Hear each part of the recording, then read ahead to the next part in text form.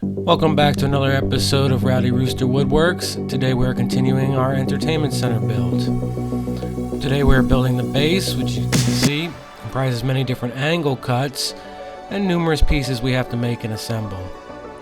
We're going to start with cutting blanks for these feet. Looks to me like we need 12 blanks, 4 of each type, 4 at 7 degrees, 4 at 38 degrees, and 4 straight. So we'll cut the entire board first and then cut them into the smaller pieces after we have our angles set.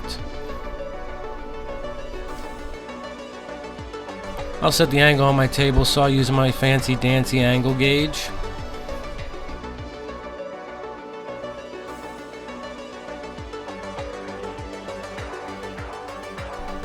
I'm ripping the whole board before cutting into separate pieces just to keep them nice and consistent and not have to handle all these small pieces on the table saw.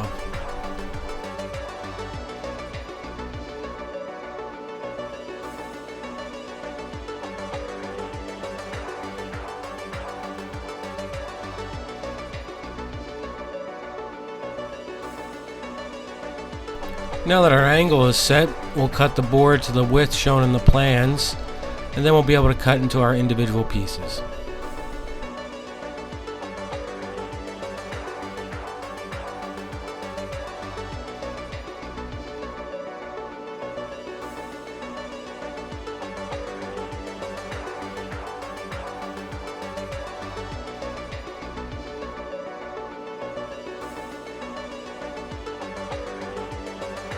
Before I move my table saw fence, I'm going to cut my template piece right away so it's exactly the same width as my other pieces.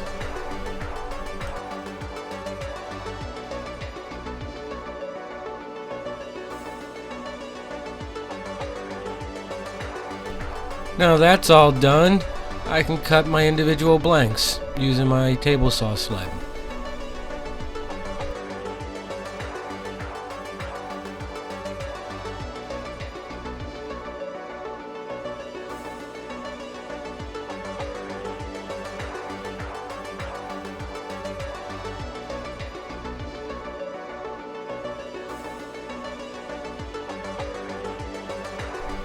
Okay, now it's time to cut these blanks into the desired shape. We're going to make a template first, that way everything is identical.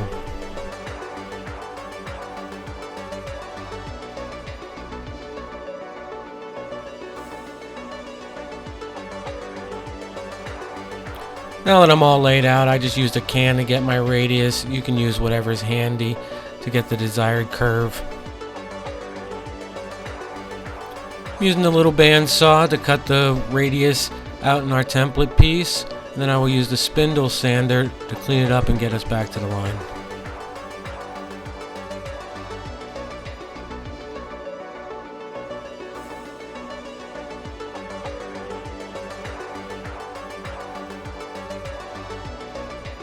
Now the template's made, it's time to start marking the pieces. Now bear in mind with the angled pieces you have a right and a left, so mark the appropriate side.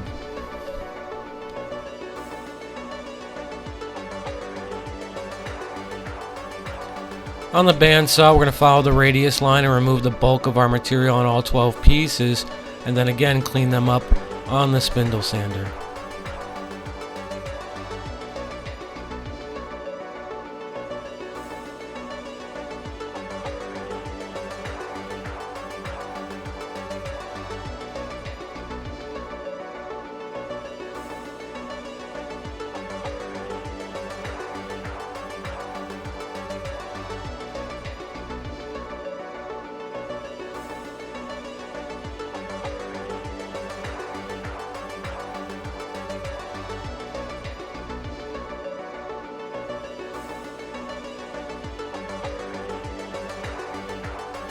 For the feet, they require 2 pieces. We're going to start laying out for the dominoes so we can glue and join them and get ready for the next part of the process.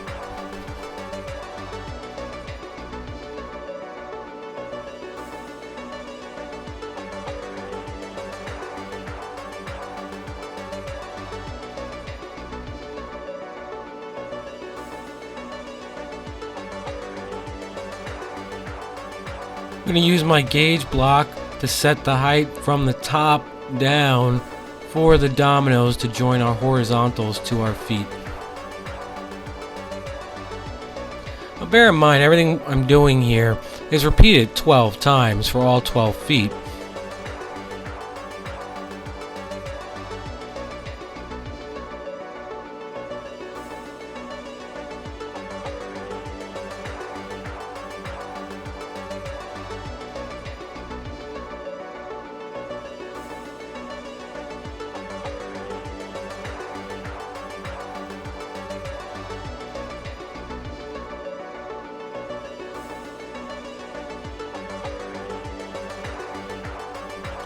Now that our pieces are machined, we can start gluing the ones that are paired together. I'm using tape here just because I don't feel like cleaning glue out of that corner. When it's not quite set up, you just remove the tape and it's a lot easier to clean up the inside corners.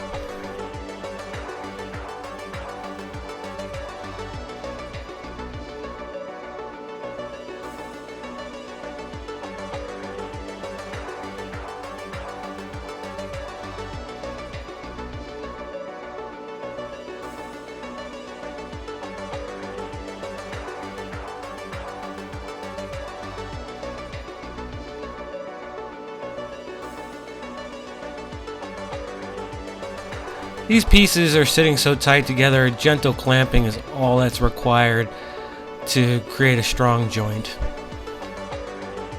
Now that all the angled pieces are made, these back two pieces need to be machined. Now keep in mind again, they are mirrored images of each other, so you cut on one side and you cut on the other so that they fit appropriately in the back.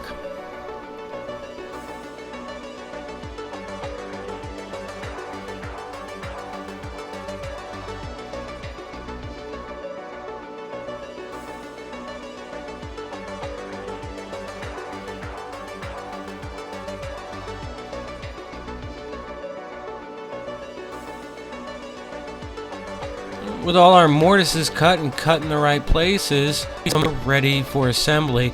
Now for the bottom of this unit, I'm just going to do a rough sanding and a quick seal at the end. It's not as though someone's going to lift it up and look and say, hey, you didn't do a real good job there.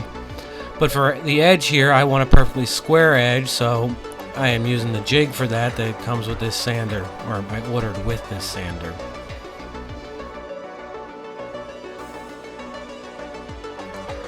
I'm putting a chamfer on the radius for all these feet here, also on the front reveal. That way it looks a little cleaner, a little nicer, a little better machined for all of us, just a little bit more professional. A little belt sander on each and every one of them just to clean up any imperfections and flatten them out perfectly.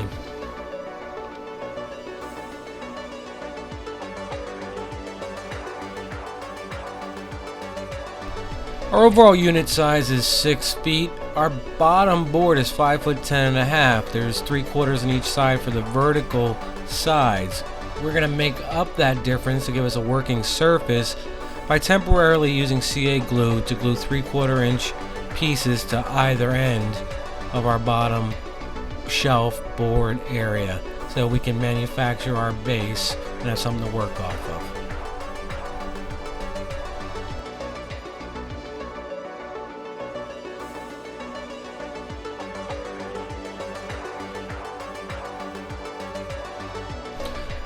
With our pieces roughly laid out, it's time to cut our horizontals, machine them, and install them. First thing I'm going to do is take my feet here with a piece of wood, cut to the width of where I want these angle brackets to sit. Then I'm going to set my combination square to the center of the hole on the angle brackets, and we'll have a mark for where we're going to put our pilot holes. So, with ourselves marked out, let's get a drill bit, drill some little holes, and see how these angle brackets are going to work.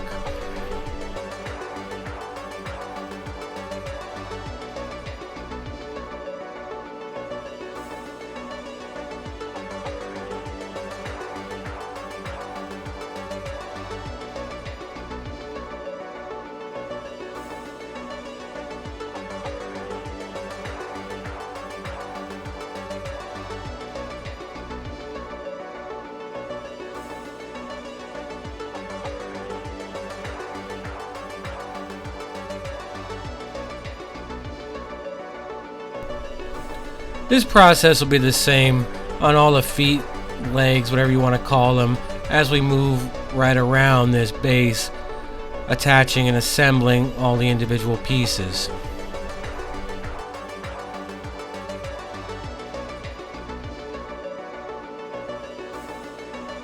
As you saw, I measured, now I'm cutting our first back horizontal. I don't know if you noticed, I like to use the sled for these perfectly square cuts because in my opinion, they are the squarest. We're going to use the same gauge block to mark center there, or close enough to. If everything's from the top down, you're going to be consistent with all your pieces. Now, under the domino there's an 1/8 inch spacer. The reason is this unit between the horizontals and the feet, there's an 1/8 inch reveal. This helps to establish that, or it does establish that. I'm going to install one angle bracket in the middle of these horizontals. That way we can set the reveal really nice and it'll stay put. Or else they would bow and it would be a little wavy.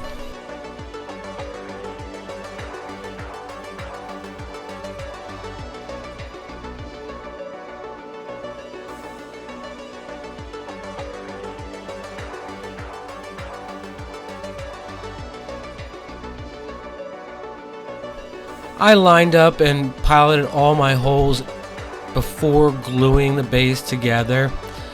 This way it helps during the assembly process, keeps everything from slipping and moving when you attempt to clamp all these somewhat obnoxious angles. Here to set this middle hole, or the location of, I'm going to use my 1/8 inch gauge there. I'm going to hold it on the outside, set my reveal exactly where it needs to be, and mark where the pilot hole should go. Then it's the same drill, install your screw. This will give you a really nice look on the outside and keep that reveal nice and uniform.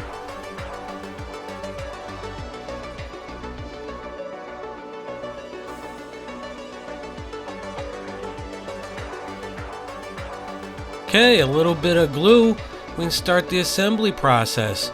I'm going to go one by one, working my way around this unit. The pieces will all be really close to what they are in the plans, 32nd or so. So they're all going to be cut individually to get them perfect, to make everything as nice as can be. So we're going to start here and just start working around.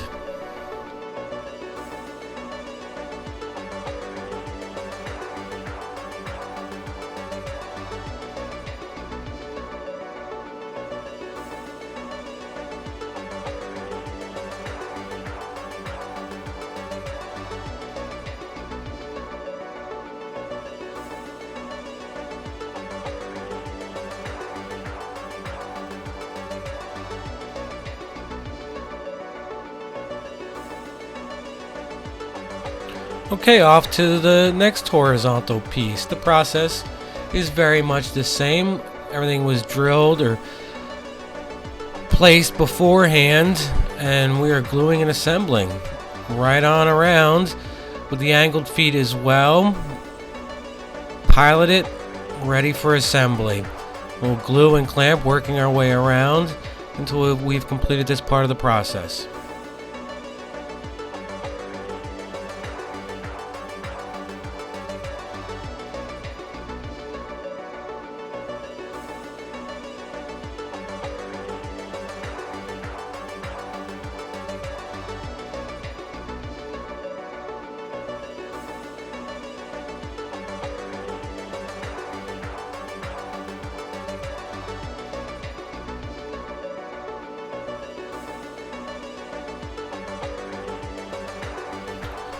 Okay, we're assembling our last two pieces here. I like to mention that I use we a lot. It's not because I have company or another voice in my head. It's because I have a coworker. It's a peacock that keeps me company while I do these projects. So that is the we in this situation. But nonetheless, I'm going to put this last piece in. What I did was remove the screws going about halfway around so the whole base will flex a little bit so that I could get this piece into place. It is worth mentioning that this base is only attached with the two supports in the middle and these angle brackets. The reason being is so it can move and flex. Wood does move, and we should always be planning for that. So we'll finish this last bit of assembly, then we're going to put these cross pieces in.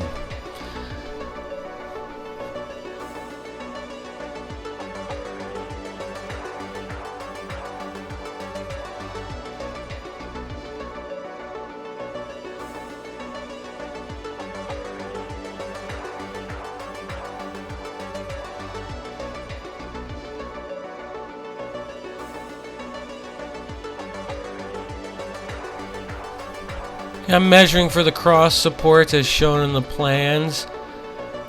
I'm going to make those just out of whatever material, whatever stock we use for our horizontals, and put them in place. These serve a couple of purposes. They reinforce the base, really, from toe kicks and dragging on the floor, and they help keep that bottom board / shelf from cupping in any way. It just adds a little reinforcement there, going in the other direction of the grain. So they're very important, very versatile, and just a nice addition to the piece.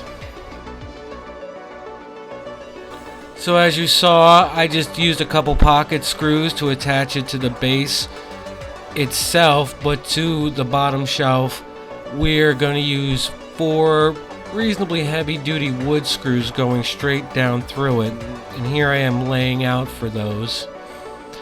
These will, like I said, help with any kind of cupping that may or may not happen, and just keep everything flatter and nicer in the long term.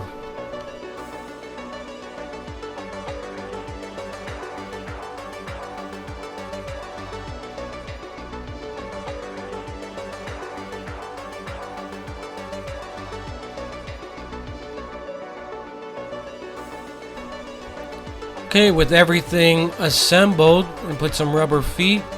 This is as easy as using a self-centering bit and screwing them to our legs and just working my way around, putting one on each.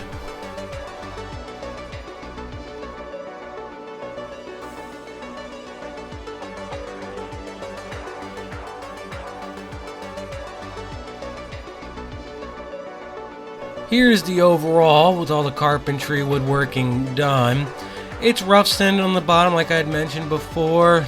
No one's going to look up and check it. But we are going to seal it, so when we seal the top, we don't have any unnecessary wood movement. Just give that extra layer of protection, keeps balance from one side of the piece to the other. It's also a great opportunity to push my own product, Rowdy Rooster's Soft Paste Wax, which is a fantastic blend of waxes and oils. Seals, easy to apply and easy to maintain a nice uniform coat. It's available on Amazon. Working our way around, adding a nice generous coat and just wiping off the excess, getting all nooks and crannies and doing a halfway reasonable job. This is us finished. Please like and subscribe, and thank you for watching. Our final video will be out in the next couple weeks.